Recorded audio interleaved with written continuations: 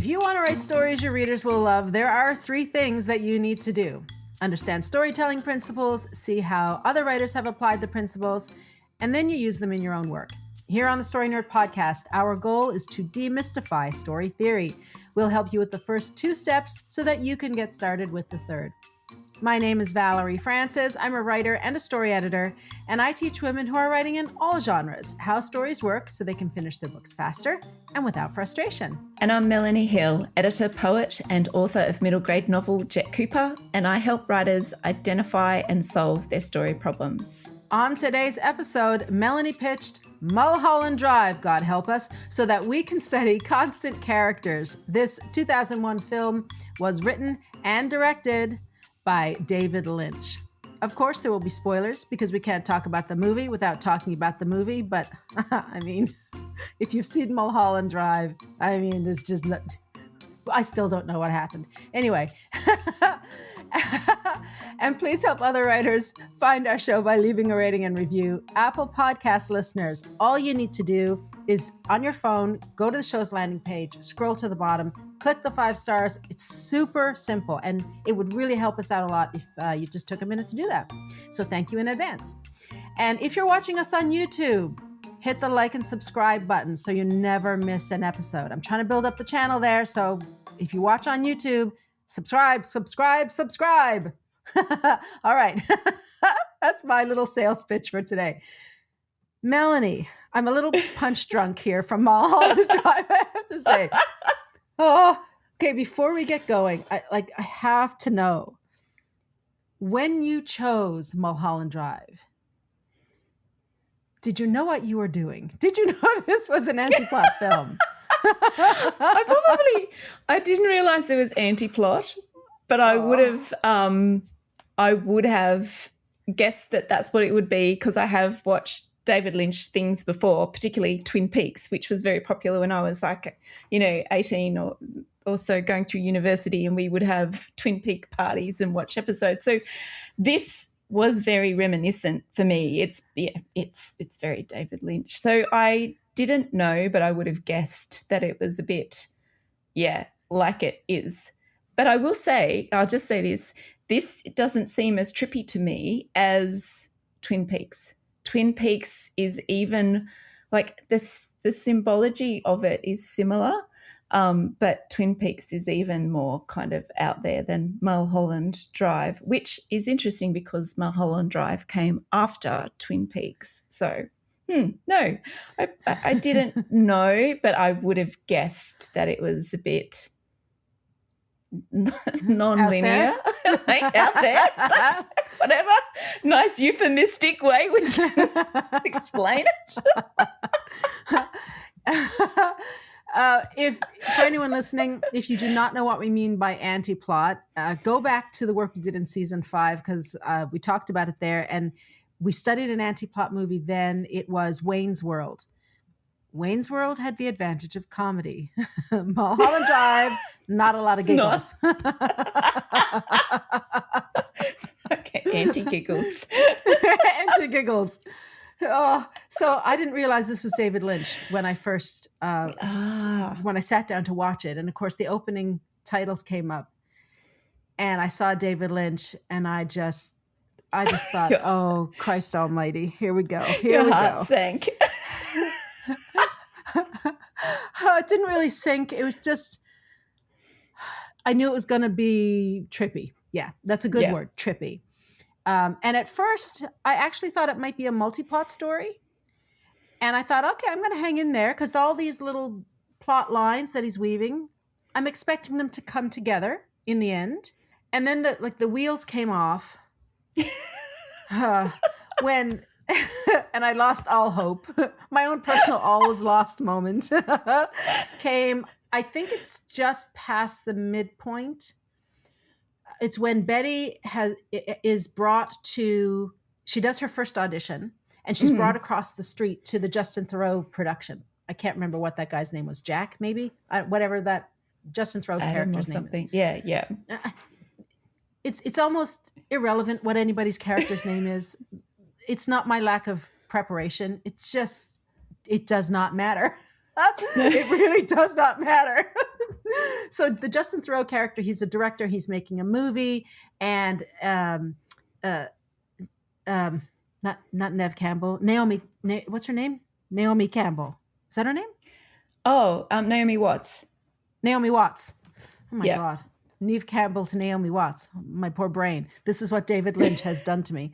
So the Naomi Watts character, Betty, she's an actress and she goes to an audition, and that production, the casting director knows is never going to go anywhere. And the casting director says, come with me. You're a great actress. I'm going to bring you across to the production across the street. And I want you to audition for that director.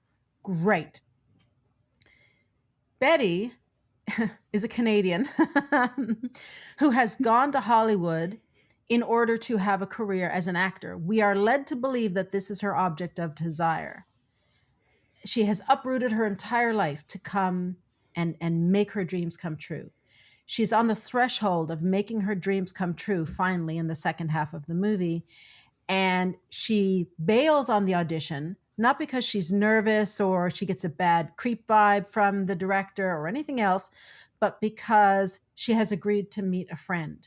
And this friend is Rita, this Mrs. who has come from nowhere, who Betty doesn't even know. And I'm like, why? Why would she turn that down? And I'm like, just go with it. It's David Lynch. It's David Lynch. Just have no expectations. You just have to go on the acid trip with him.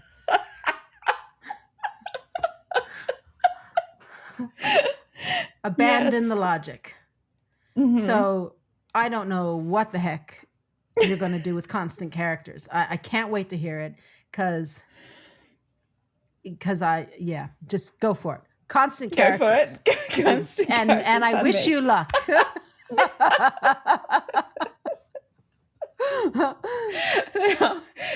You are going to disagree with some of what I say today, and that's okay, because I actually, knowing that it was David Lynch, I was expecting weirdness and got trippy weirdness.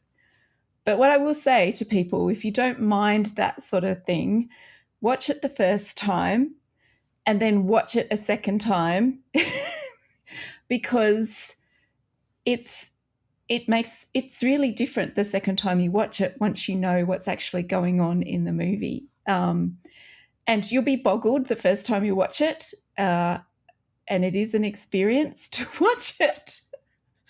But you'll have a different understanding, all right? So if you haven't seen it and you don't mind those sorts of movies, then don't listen to the rest of the episode. Go away and watch it and then come back and join us. So that's all I'll say about that. But, like I said, I wasn't surprised by its trippiness. It made sense in the end. And then watching it a second time really gave it a different perspective. That doesn't mean it wasn't trippy and that some of the weirdness, even in the dreamscape of the movie, was weird. But knowing what dreams are like, I think what I stopped doing the second time was looking for the logic and just understanding that it was a dream. And it made it easier the second time to not necessarily understand what was going on, but accept what was going on, and that there was a lot more, I suppose, symbolic meaning behind things. Anyway, maybe that's just me grasping at straws. as Resistance is futile. Just surrender. That's right. See, I'm in the camp that says the story should make sense to you on one viewing. Radical thought, I know.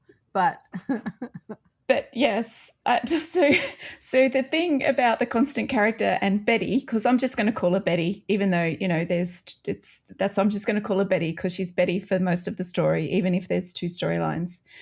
What it did on the second time was help me understand why Betty is a constant character, and that's because basically in the dream sequence, it's a dream, and you can't hide the inevitability of what she's done throughout the dream. So the dream might give you an alternative reality. It might give you a bit of hope and optimism about Betty, but in the end, nothing can change Betty's course, I suppose, is how I started to think about that as a constant character. Very different from every other every other movie we've watched this season, right? But like you said, it's an anti-plot movie, and not everything will be as linear or as obvious as what it has been in the other episodes. But before I go on and talk a little bit more about Betty as a constant character, there's a really important lesson to be learned, I think, from watching a David Lynch film, because he creates a very real sense of unease when you watch his movies. And again, if you've watched Twin Peaks, you'll understand what I mean. And he does something very specific in order to create that sense of unease. And there are multiple scenes when a character says something or initiates something, and the response that they get from another character is either unexpected, illogical, random, or a non-response. So there is no response at all when you would expect there to be one. And the technique, when a character doesn't respond in an expected or logical way, is actually called a non sequitur, right? Now, Lynch combines odd settings, disproportionate scale, out-of-place objects with non sequiturs to disarm and disorientate viewers, right? And it is super effective as a literary device when it's used properly. Now, comedians use non sequiturs a lot. Like characters like, Kramer from Seinfeld and Moira Rose from Schitt's Creek are good examples of characters who drop in non sequiturs all the time, and they do it for comedic effect, and it's quite good. But this week, we have seen how it can be used to unsettle and create a sense of foreboding. Now, using non sequiturs in a dream sequence makes a great deal of sense because dreams are illogical and they skip time and things warp. So I thought that it made sense. Now, Lynch also organises the scenes in his sequences by mixing up those with a level of logic, combines it with those that don't have logic. And there's a certain pattern that he uses. So he'll give you logic, illogic, bigger illogic, and it really created a sense of disorientation, I think, and it increased the confusion about what's going on. Now, I've just finished a Gothic mystery that uses this technique to great effect. So it can be used very easily in written work as well. So one of the characters in this book is made up of multiple memory fragments and ghosts. So they don't always have the right responses or the situational awareness to answer questions in an expected manner. And it's disturbing, but it is meant to be disturbing. So that's in reading this book, it was a really good segue to watch Mulholland Drive and then see how that happens and to have that feeling not only from a book but in a movie, and then think about that and see what literary device is actually being applied in this circumstance to create that effect and that feeling in the reader. Now, I think it's worth watching Mulholland Drive to see how non sequiturs are used and feel the effect that they create, right? Lynch uses or used mild, slightly over-exaggerated speech and action, which created a sense of something not being quite right. And he then also used the obvious overreactions or really obvious non-standard responses. And that forces the question in the viewer of what the hell is going on? And there can be a fine line, right, between creating that curiosity to drive you on to watch or creating that sense of I've got no idea and I'm going to abandon it, which is where Valerie was sitting probably for most of that this week. You got that right. Yeah, that's so. So I think it's also worthwhile in seeing where non sequiturs are used in novels, especially as progressive complications, right? So that is a really good application of that technique. So keep an eye out for that when you're reading. Now, all right. Now, Betty as a constant character. Now, last week I talked about how important the world is when it comes to understanding what happens with constant characters, or the change that happens with constant characters. And what I'm talking about there is called a story arc. So the constant character remains the same, which means their decision making, or the idea that they hold onto, remains consistent throughout the story. Now, what happens in stories with pessimistic arcs is that the character cannot change the world to suit themselves. So the world gets harder and more difficult. In Mulholland Drive's dual storylines, the character of Betty is constant. She has no ability to change the outcome. And that is because in the real world, which I'll call Hollywood for the sake of the episode, Betty is not chosen, or she is not a chosen one, whether it be as an actress or as a lover. And instead, Betty is subject to the ambitions and desires of Hollywood power brokers and those who can make it, per se. So these forces are beyond Betty's control. She can't even influence the outcome, no matter how much she loves or how many roles she gets. And even when she hires the hitman and he signals that he's killed Rita, it is not a win. It will end with the world coming down harder on her, which is signaled in the dialogue as her neighbor telling her, the detectives have come around again and they're still looking for you. Now, in the dream world, Hollywood is represented by the anonymous, sinister forces that lurk in the background of Betty and Rita's love story, right? Betty's optimism and her affair with Rita have no end because the chain of events that Betty starts before the dream will eventually catch up with her and the dream needs to end. So, yes, this is an odd one, and it is not straightforward as the other examples that we've had this season.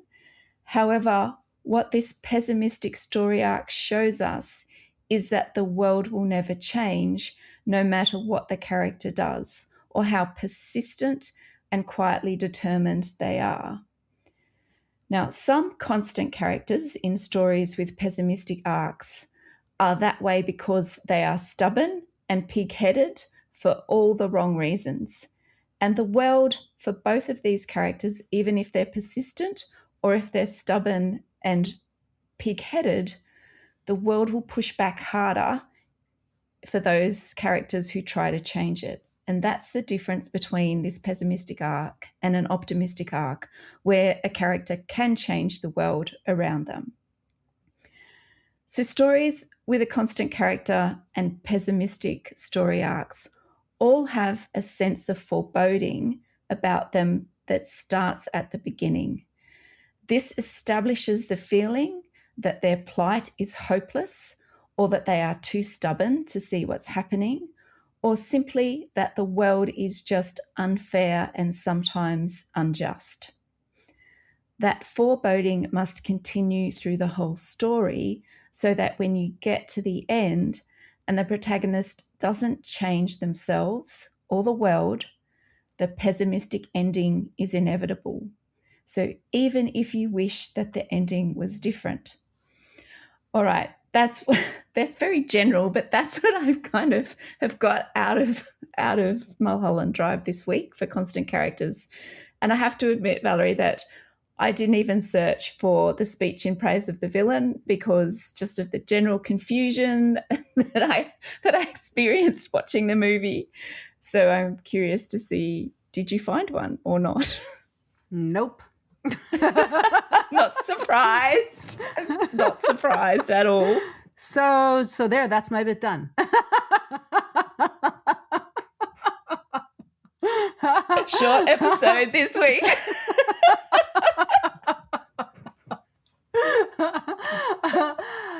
There's no speech in praise of the villain because I didn't find one because there isn't one. So I'll talk more about that in a second. Okay, I have to come clean a little bit here. I can appreciate Mulholland Drive And I know there are people who love this kind of thing. Personally, I have very little patience for it. I see the movie differently than you. I don't think I'm right and you're wrong, or I don't. It's not a question of that. It's just a different perspective.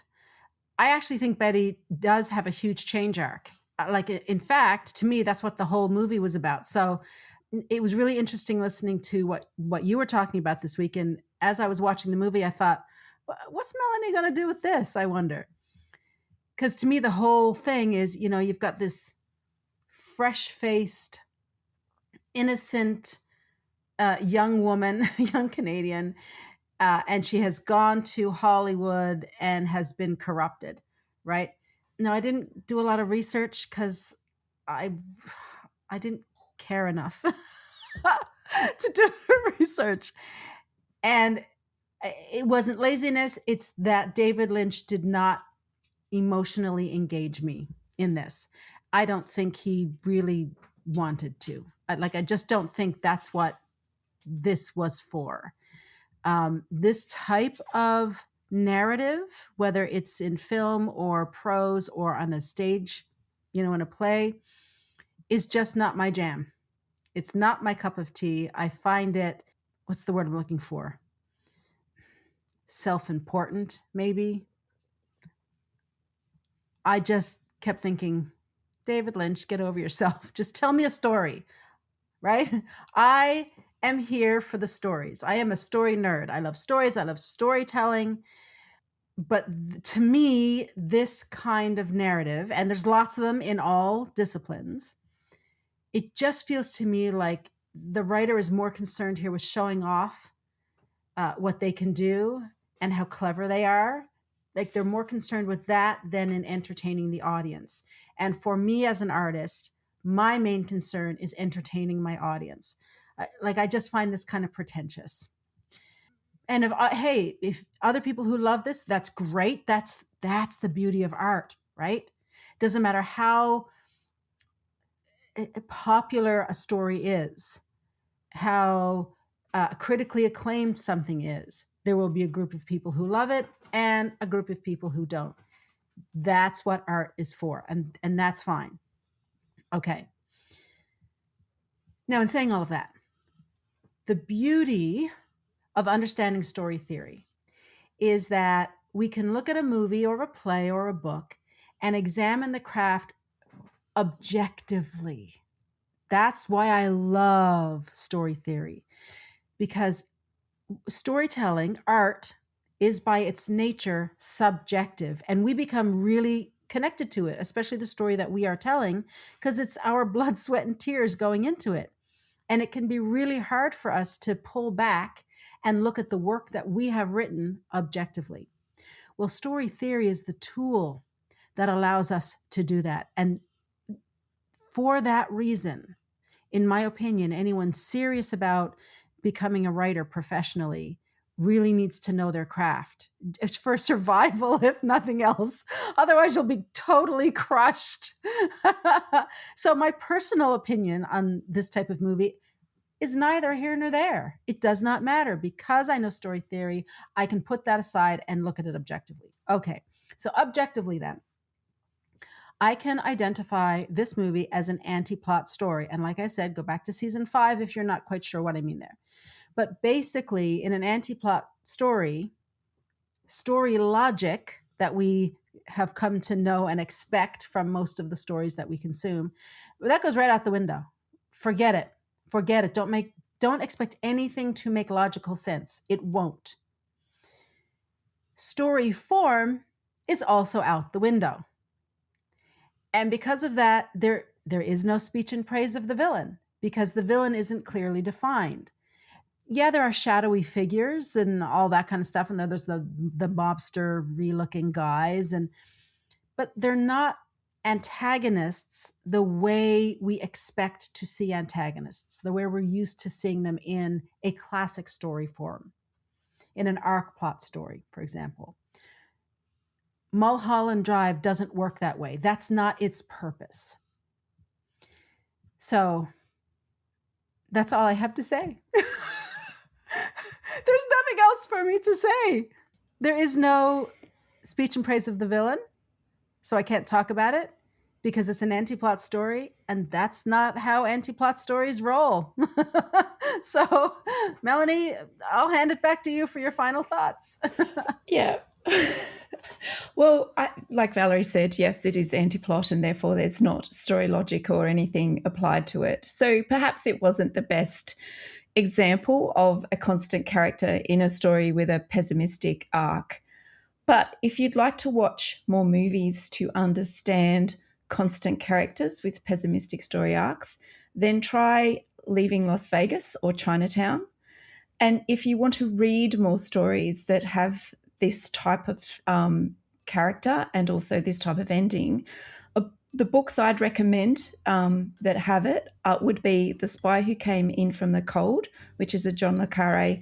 And I've also just recently finished The Poisoner's Tale by Catherine Kemp, which is exactly the same. It is a constant character and a pessimistic story arc. And so there are, again, examples of this type of story out there.